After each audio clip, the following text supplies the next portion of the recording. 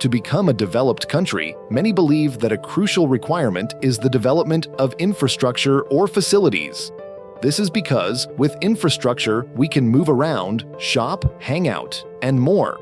One of the most important infrastructures is road access, such as bridges. Nowadays, bridge construction technology is no longer what it used to be. It has evolved into a continuously developing industry. Consequently, there are many bridge constructions using sophisticated and modern tools.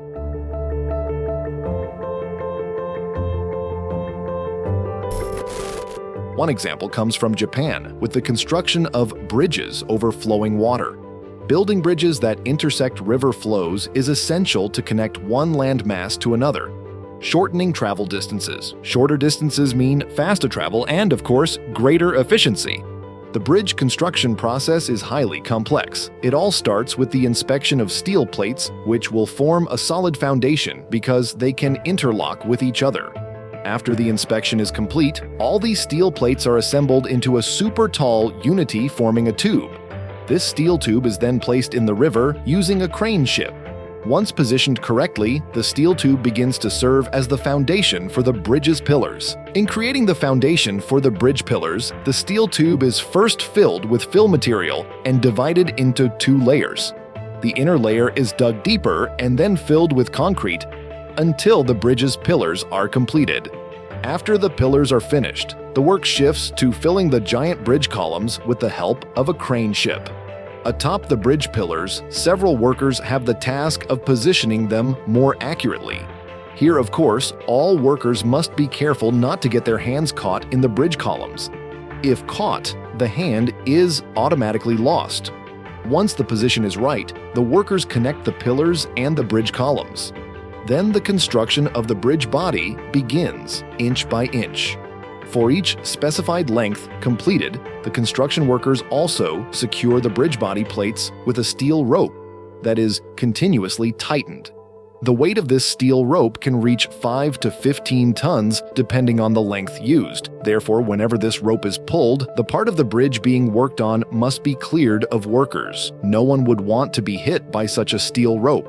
After completing the bridge's pillars, columns, and the main body to achieve the correct length, the final part is filled with the fuselage that connects everything. This connection marks the finishing stage, and the bridge is then ready for use. The construction of bridges to cross flowing currents, as done in Japan, indeed appears fascinating, especially considering the efficiency claims in terms of budget.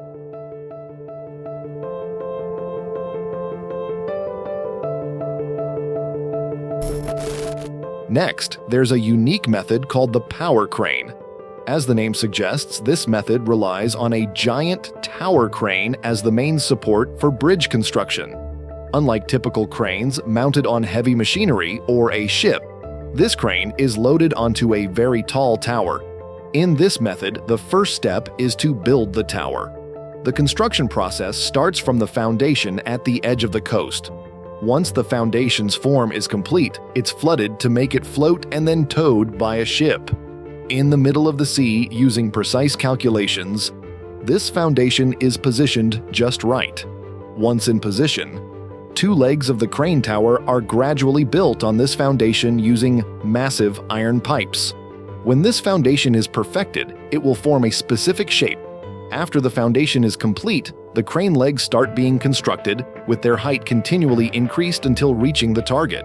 Once the crane tower is finished, construction continues with the creation of the necessary steel ropes. Inch by inch, meter by meter, these steel ropes are assembled into a strong cable for further construction. These ropes are responsible for supporting each part of the bridge body that will be connected. Meanwhile, on land, the construction of the bridge body begins according to the desired width or specifications. The bridge sections are then transported one by one to the bridge site. The destination of these bridge sections is each cable extending from the crane tower. Once everything is in place, each bridge section is hoisted by the tower crane, assisted by the available steel ropes. When in the correct position, each section of the bridge is connected tightly. This process of transporting, pulling, and installing the bridge sections is repeated until the bridge is perfectly completed. Once everything is completed, the bridge undergoes safety inspections and trials. If deemed safe, the bridge can then be opened to the public.